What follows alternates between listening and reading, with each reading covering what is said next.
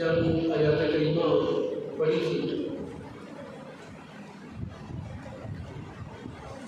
जिनके अंदर परवरदिगार आलम ने ये हुक्म इरशाद फरमाया कि नबी आखिर ज़मान हुज़ूर खातमुन नबीय्यीन सल्लल्लाहु तआला अलैहि वसल्लम आपकी इज़्ज़त और आपकी नमूस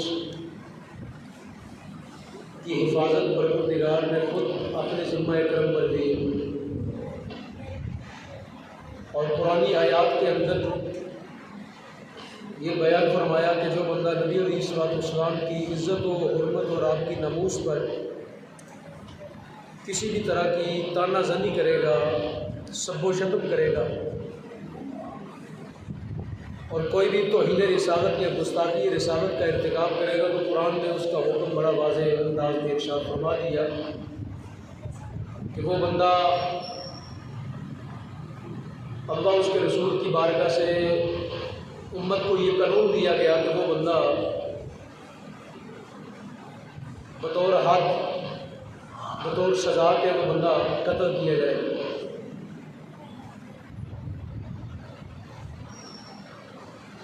ये चंद आयात तय्यबात मैंने आपके सामने सूरह अनफाल की और दीगर आयात पढ़ी थी आपके सामने।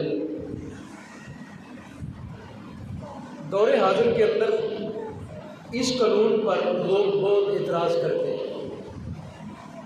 आपने भी यकीनन सुना होगा, जो लिबरल तबका है बैरूनी ममालिक से जो फंडेड NGOs है, सेकुलर तबकात है और इजहार राय की आज़ादी के चैम्पियन बनने वाले लोग, ये ज़्यादा लोग पाए जाते हैं यूनिवर्सिटियों के अंदर। यूनिवर्सिटियों के जो प्रोफेसर होते हैं ना, वो जब अपने लेक्चर देते हैं तो लेक्चर के अंदर ये इस कानून को तज़हीक का निशाना बनाते हैं, इसका तमस्कुर उड़ाते हैं, मजाक उड़ाते हैं और कहते हैं जी यूरोप के अंदर जो है इज़हार राय की आज़ादी है, वहाँ आप हर किस्म की बात कर सकते हैं, आप पर कोई कदगन नहीं है। तो आज मैं आपके सामने वो बातें अर्ज़ करूँगा कि इस सिलसिले के अंदर जो कानून है वो क्या है। क्या ये तौहीन रिसालत की जो सज़ा है, पिछले दिनों को ये तो बयान कर दिया था कि ये कुरान का हुक्म है। अब साथ आज ये हदीस मुबारक बयान करूँगा कि क्या नबी अलैहिस्सलाम ने अपने ज़माने के अंदर खुद ये सज़ा दी है। कुछ लोग वहम में डालते हैं कि देखो जी सरकार दो आलम रहमतुल लिल आलमीन है, कोई शक नहीं है इसमें, और कहते हैं इस्लाम जो है वो रवादारी का मज़हब है, अमन का मज़हब है, तो ये बड़ी डाढ़ी सज़ा है, इसका क्या जवाज़ है।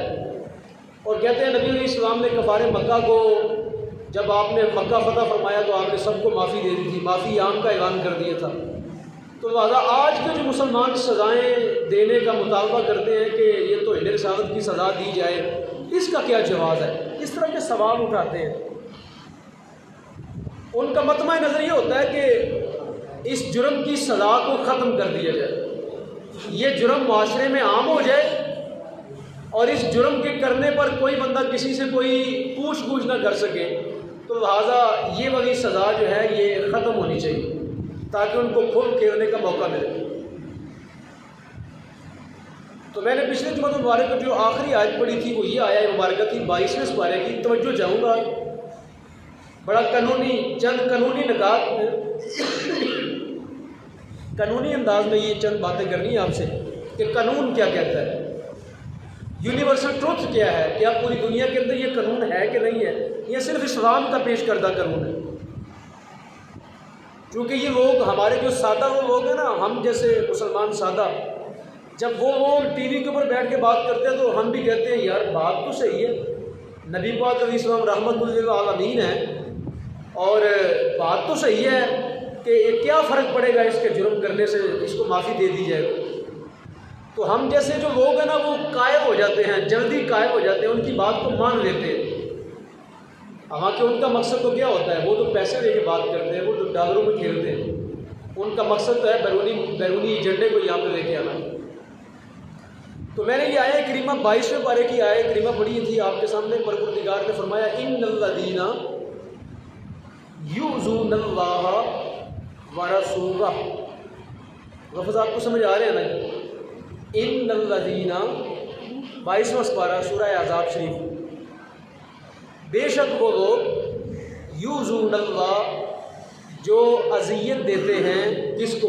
अल्लाह को, व रसूलहू और उसके रसूल को। लानहुमुल्लाह, अल्लाह ताला की लानत हो। अल्लाह लानत फरमाता है फिर दुनिया में भी, वल आखिरत और आखिरत के ऊपर भी इनमें क्या होगी? लानत होगी। व अअद्दलहुम अज़ाबम मुहीना, इस लानत के साथ साथ अल्लाह फरमाता है मैंने तैयार कर रखा है इनके लिए दर्दनाक अज़ाब भी। लानत तो लानत वो तो मामला हो गया, और इनके लिए मज़ीद क्या है? दर्दनाक अज़ाब है इनके लिए, जो क्या करते हैं? अल्लाह ताला को और उसके रसूल को क्या करते हैं? अज़ियत देते हैं। क्या करते हैं? अज़ियत देते हैं। अब अज़ियत के मैंने आपके सामने अर्ज़ किया था कि अज़ियत जो है वो कई तरह की है। किसी का कार्टून बना के भी किसी को अज़ियत दी जाती है, ऐसा है कि नहीं? किसी को गाली दी जाए तो तब भी क्या होता है? ये भी अज़ियत का एक तरीका है। किसी के बारे में कुछ लिखा जाए और लिख के बारे में उसके बारे में कोई अच्छी तारीफ ना हो, बुरी तारीफ लिखी जाए तो ये भी क्या है? बोला जाए, किसी को बोल के ताना दिया जाए, बोल के गाली दी जाए तो ये भी क्या है? इशारा करके। कभी ऐसा होता है माज इशारा किया जाता है, ना मुंह से बोला जाता है ना लिखा जाता है, माज क्या किया जाता है? कोई इशारा किया जाता है। इशारे के साथ भी अगले बंदे को क्या होती है कि नहीं? ऐसा है कि नहीं? आप खुद भी तो आपके साथ ये मामला तो होते हैं ना, किनाए के साथ, इशारे के साथ, कौल के साथ, फेल के साथ, लिखने के साथ, कार्टून बनाने के साथ। और आजकल अखबार में खाके शायद क्या कि खाके बनाए जाते हैं, बच्चे भी स्कूलों के अंदर खाके बनाते हैं। खाके बना के भी क्या होता है? अज़ियत दी जाती है। तो अज़ियत की कोई भी सूरत हो, कुरान ने कहा जिस तरह भी अल्लाह उसके रसूल को अज़ियत दी जाए उस पर क्या है? अल्लाह उसके रसूल को अज़ियत देने वाले पर क्या है? इस पर अल्लाह ताला की क्या है? लानत। मुफस्सिरीन ने इस आया करीमा के तहत लिखा है कि लानत का माना कत्ल है। इस दुनिया के अंदर लानत का माना इस ज़ुमरे में एक ख़ास बात आपसे करूँगा। दो किस्म के हैं। मैं अक्सर बात करता हूँ आपके साथ मुर्ताद की बात करता हूँ ना, मुर्ताद का एक मौजू छेड़ता हूँ कभी कभी।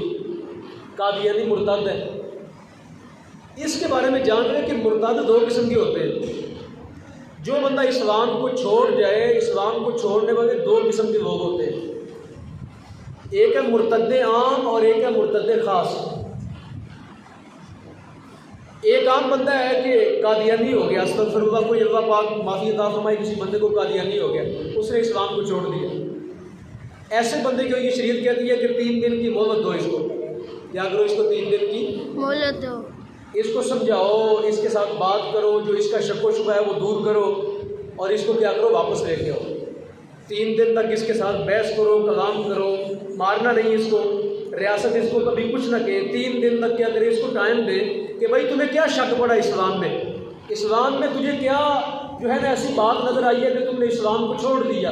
उसके साथ बात करो, हो सकता है आपकी बात के साथ वो क्या करे? वापस आ जाए। एक ये बंदा है। एक है मुर्तद ख़ास। एक बंदा है मुर्तद ख़ास, इसके लिए ना माफ़ी है और ना इसके साथ कोई कलाम है। वो कौन है? जो रसूलुल्लाह की तौहीन करके मुर्तद हो, जिसको आप गुस्ताखे रसूल कहते हैं, जिसको आप क्या कहते हैं? गुस्ताखे रसूल। ये है मुर्तद ख़ास। ना इसके लिए तौबा है, ना इसके लिए माफ़ी है, ना इसके लिए वक़्त है कोई। एक है आम मुर्तद, वो इस्लाम को छोड़ के चला गया उस तरफ। एक है मुर्तद ख़ास, क्या करके? नबी पाक अलैहिस्सलाम की तौहीन करके इस्लाम को भी छोड़ा और साथ नबी करीम अलैहिस्सलाम की तौहीन भी की। साथ रसूल करीम की क्या की? तौहीन की। ये वो मुर्तद है जिसकी तौबा भी कबूल नहीं होती। वो जो दूसरा मुर्तद है उसकी तौबा भी कबूल होती है, उसको वक़्त भी दिया जाएगा, उसकी बात सुनी भी जाएगी, उसकी माफ़ी भी मानी जाएगी। जो रसूल करीम की तौहीन करके इस्लाम को छोड़ता है ये वो मुर्तद है जिसकी तौबा भी कबूल नहीं है, जिसकी माफ़ी भी नहीं है और जिसके साथ कोई कलाम भी नहीं किया। चूँकि इसने क्या किया, इसने अल्लाह उसके रसूल को अज़ियत दी है, इसने अल्लाह उसके रसूल को क्या दी है, अज़ियत दी है। इसका मामला जुदा है, इसका मामला और है, और एक आम मुर्तद हो जाए तो उसका मामला क्या है, और याद रख रही है बात। ये जो कुरान ने कहा, कुरान पाक में फरमाया गया कि जो अल्लाह उसके रसूल को अज़ियत दे, तो इसके बारे में जो कुरान ने कहा लअनहुमुल्लाहु फिद दुनिया वल आखिरा, कुरान कहता है ये वो मुर्तद ख़ास है जो तौहीन रिसालत करके मुर्तद हो। इसके बारे में कुरान ने ये कहा लअनहुमुल्लाहु फिद दुनिया वल आखिरा, ऐसे बंदे पर अल्लाह उसके रसूल की लानत है। लानत बमाना क्या है, कत्ल, लानत बमाना क्या है, कत्ल है। अच्छा, उसकी आप कहेंगे ये मिसाल भी दो इसकी, आप कहेंगे कि ये कौन सा है कि लानत का माना आप कत्ल कर रहे हैं, तो मैं नहीं कर रहा जनाब। ये जितने मुफस्सिरीन हैं, जितने भी मुफस्सिरीन गुजरे हैं, ये भी एक मुफस्सिर हैं। ये तर्जुमा कंजुल ईमान है और इसकी तफसीर लिखी है मौलाना सैयद नईमुद्दीन मुरादाबादी। सैयद नईमुद्दीन मुरादाबादी, ये इसके हाशिए के ऊपर ये तफसीर नज़र आ रही है आपको, ये जो नीचे नीचे नज़र आ रही है ना, ये तफसीर है इसकी, ये ऊपर तर्जुमा है। इसके अंदर भी ये लिखा है कि जो बंदा अल्लाह उसके रसूल को अज़ियत देता है, मुराद तो इन्हें रिसालत करता है, तो उस बंदे की सज़ा क्या है, कत्ल है। उस बंदे की सज़ा क्या है, कत्ल है। काज़ी इयाज़ मालकी एक बहुत बड़े जो है ना मुहद्दिस गुजरे हैं, उन्होंने अपनी किताब के अंदर लिखा जिसका नाम है शिफा शरीफ। उन्होंने लिखा कि जो अल्लाह उसके रसूल की तौहीन करे यानी गुस्ताखी का मुर्तकिब हो, उसकी सज़ा कत्ल है, और कुरान की ये बड़ी आयत पेश की उन्होंने। अच्छा, इसके सिवा अब सुनिए कि नबी करीम अलैहिस्सलाम ने खुद अपनी ज़िंदगी में ये सज़ा दी है किसी को। लोग कहते हैं ना कि सरकार दो आलम के बारे में कि वमा अरसलनाका इल्ला रहमतल लिल आलमीन, कि रसूल करीम रहमत है, कोई शक नहीं है, इसमें कोई शक नहीं है नबी करीम अलैहिस्सलाम के रहमतुल लिल आलमीन होने में। लेकिन याद रखें, जो रहम के काबिल होगा उस पर रहम किया जाएगा, और जो मनसब रिसालत को मुतनाज़ा करेगा, क्योंकि रिसालत सरकार का मनसब है ना, आपका रसूल होना ये आपका मनसब है। जो बंदा रिसालत के मनसब को दागदार करेगा उसका मामला जुदा है, उसका मामला और है। गुनाहगारों के लिए माफ़ी होती है, गद्दारों के लिए माफ़ी नहीं होती। आपकी रियासत का कानून है ना, पाकिस्तान के आइन का ये कानून है कि आप जो है ना कोई जुर्म करते हैं तो उसकी सज़ा होती है, रियासत माफ़ कर देती है, जज आपको माफ़ी दिला देता है। कभी सदर पाकिस्तान क्या करता है, माफ़ी करते हैं।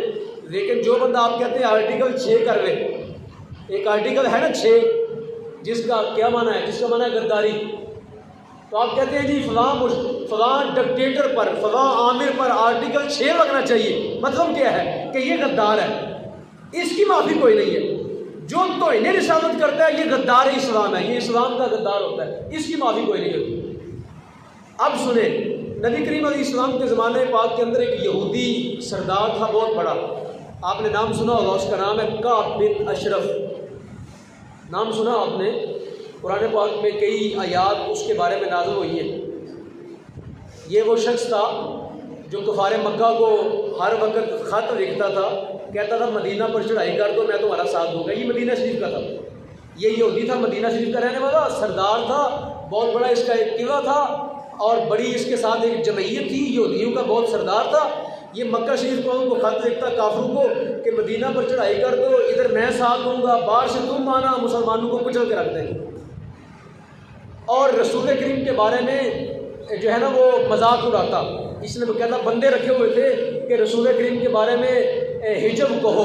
हिजब का माना होता है सरकार की तनकीस बयान करो, नबी पाक अलैहिस्सलाम के बारे में जो है वो गुस्ताखियाँ करो।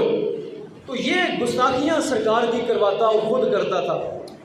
तो सुनो, अब लफ्ज़ सुने, नबी करीम अलैहिस्सलाम ने फरमाया, आपने फरमाया अपने सहाबा को इकट्ठे किया, फरमाया मन, फरमाया कौन है, वे काब इब्न अशरफ, फरमाया काब इब्न अशरफ के लिए कौन है, फ़इन्नहु क़द अज़ल्लाह व रसूला। वही लफ्ज़ आगे जो कुरान ने कहे, जो कुरान में लफ्ज़ इस्तेमाल किए वो सरकार ने खुद भी कोई लफ्ज़ इस्तेमाल किए हदीस के अंदर। ये मुत्तफ़क़ हदीस है सिहा सित्ता की। सरकार ने फरमाया कौन है जो काब इब्न अशरफ के लिए कौन है मेरी तरफ से, चूँकि इस बंदे ने अल्लाह उसके रसूल को क्या दी है, अज़ियत दी। इस बंदे ने अल्लाह उसके रसूल को अज़ियत दी है, कौन है जो इसका खात्मा करेगा।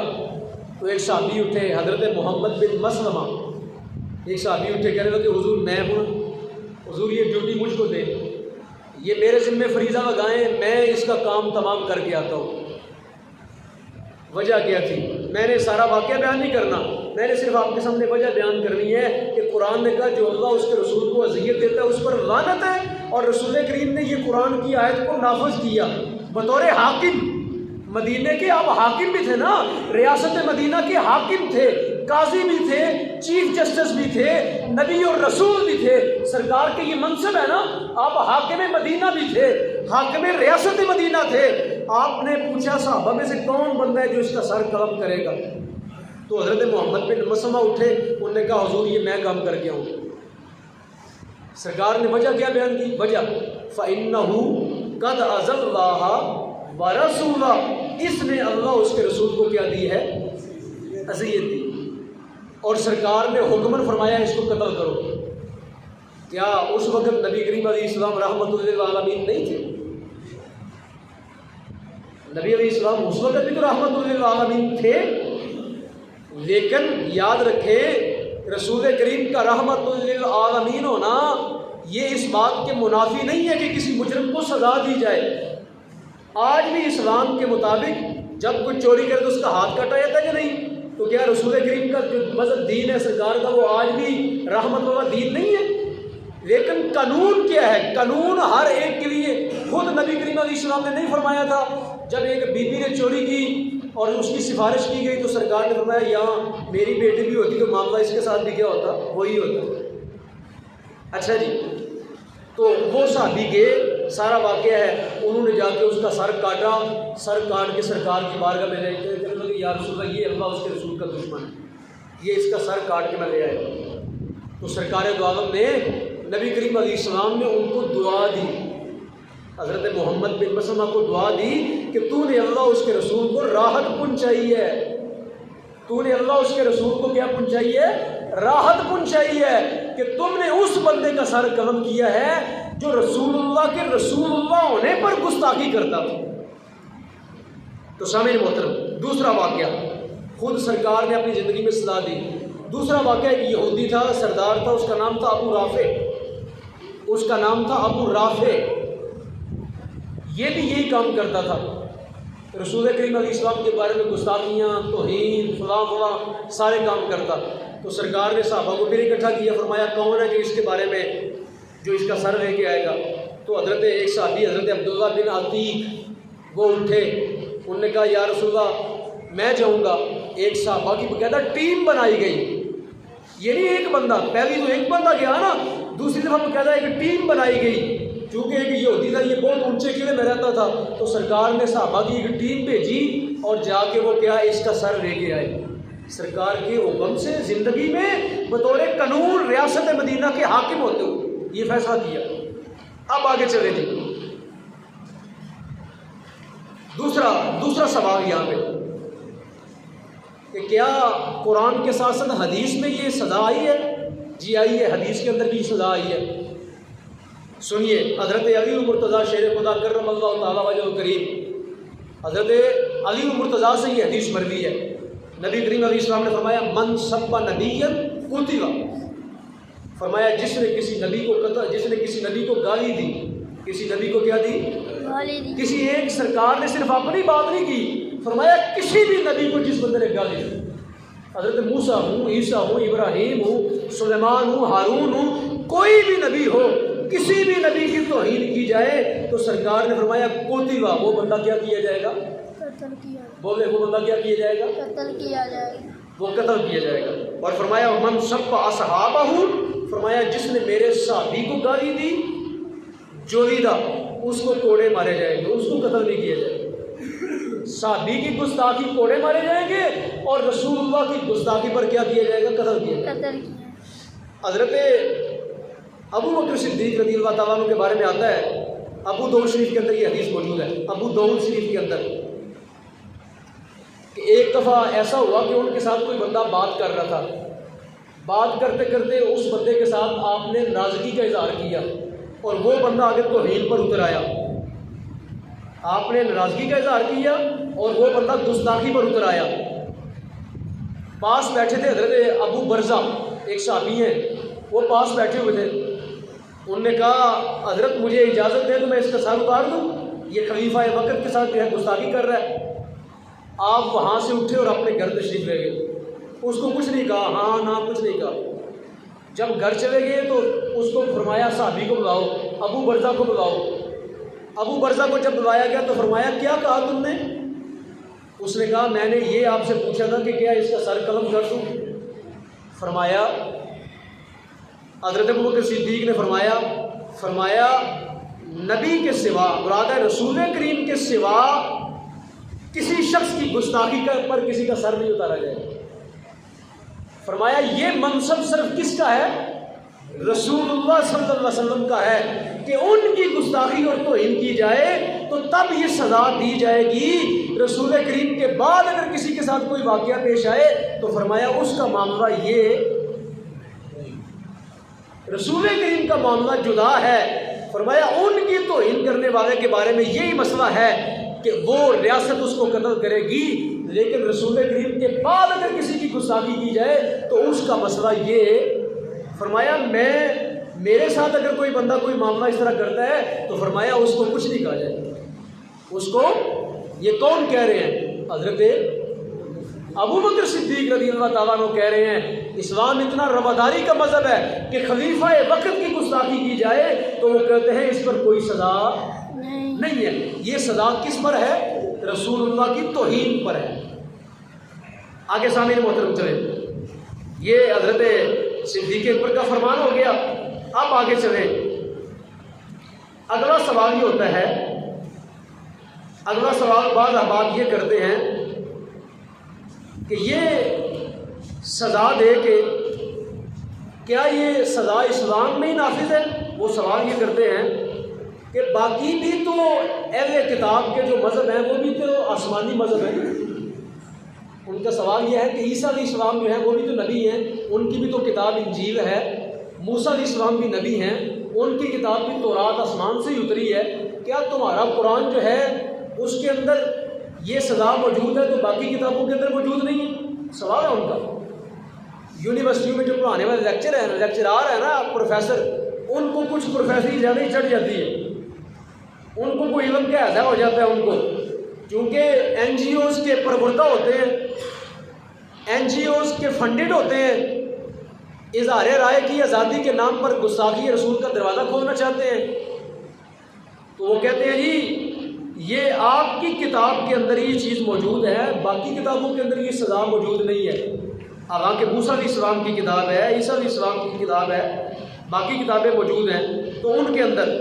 तो अब मैं सामने मोहतरम आप कोर्स करने लगा हूँ कि अब आप जो है ना इस इतराज़ का जवाब भी सुनिए। इंग्लिश के अंदर तो रिसालत को क्या कहते हैं? आप पढ़े लिखे लोग बैठे हैं सारे, इसके लिए कौन सा लफ्ज़ इस्तेमाल करते हैं? ब्लास्फेमी। क्या लफ्ज़ इस्तेमाल करते हैं?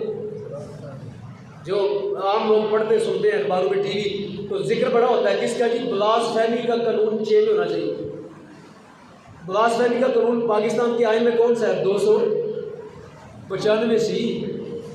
सरकार की इज्जत का कानून क्या है?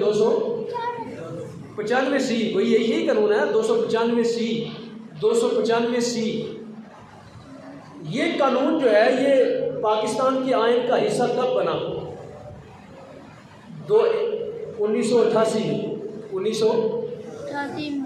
1973 का आइन चल रहा है ना इस वक्त पाकिस्तान में, 73 का। 1974 में कादियानियों को काफिर कर दिया गया। और ये तो रिसालत का जो कानून है ये कब आया आइन के अंदर, कब पार्लियामेंट ने पास किया? 1988 में। 1988 में। तो कहते हैं यहाँ पे सवाल ये भी करते हैं, कहते हैं ये 1988 का कानून है, यानी 1988 में तो रिसालत का कानून जो है तुमने बनाया है। तो हम पहली बात ये करते हैं कि ये 1988 का पाकिस्तान की पार्लियामेंट ने कानून बनाया, वैसे ये कानून 1400 साल पहले गई। है, असल में तो कुरान का कानून है ना। पाकिस्तान में ये नाफिज किया गया, ये उसको कानूनी शक्ल दी गई, उसका नाम रखा गया क्या 295C। असल में कानून ये किसका है? कुरान का। असल कानून किसका है ये? और ये उस दिन से है। कुरान किससे है? कुरान अज़ल से है, क्योंकि कुरान अल्लाह की किताब है ना। और अल्लाह की जो सिफ़त होती है ये अल्लाह का कलाम है, और जो अल्लाह का कलाम है ये अज़ली है, ये क्या है? हमेशा से है। तो गोया ये कुरान का जो कानून है ये हमेशा से है। ये कब से है? ना 1988 से है, ना ये उससे 200 साल पहले का है, ना ये 400 साल पहले का है, ना ये 1000 साल पहले का है। ये जब से अल्लाह कलाम कर रहा है कायनात में, उसे ये उस वक्त का कलाम है जी। अच्छा जी, तो ये 1988 के अंदर जो है ना, बाज इसका नाम रखा गया पाकिस्तानी आइन के अंदर। वैसे ये कानून जो है सदियों पहला से क्या है, ये मौजूद है। अगला उनका सवाल ये है कि ये बाकी किताबों के अंदर क्यों नहीं मौजूद। तो मैंने आपको बताया कि इंग्लिश के अंदर इसको क्या कहते हैं? ब्लास्फेमी। क्या कहते हैं इसको? यहाँ पे कुछ लोग आप में से कोई डिक्शनरी यूज़ करने वाले, ब्लास्फेमी का लफ्ज़ जो है ना आप सुन लें जाके, जो सबसे बेहतरीन जो